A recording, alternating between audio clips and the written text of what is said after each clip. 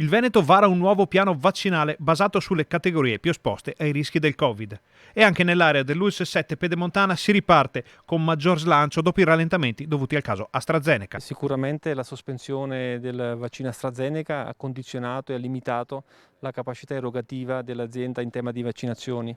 E proprio ieri è stato inaugurato e ci siamo trasferiti a Palangarano per quanto riguarda il distretto 1 al fine di aumentare le linee di vaccinazione. Abbiamo anche lì una possibilità di arrivare a 10 linee di vaccinazione e allo studio anche la possibilità di trasferirci in un analogo centro importante, grande, spazioso al distretto 2, nella sede di Marano. Ecco come verrà organizzata questa fase della campagna vaccinale. Da parte dell'azienda c'è il massimo impegno e da parte della Regione nel garantire la vaccinazione a tutti.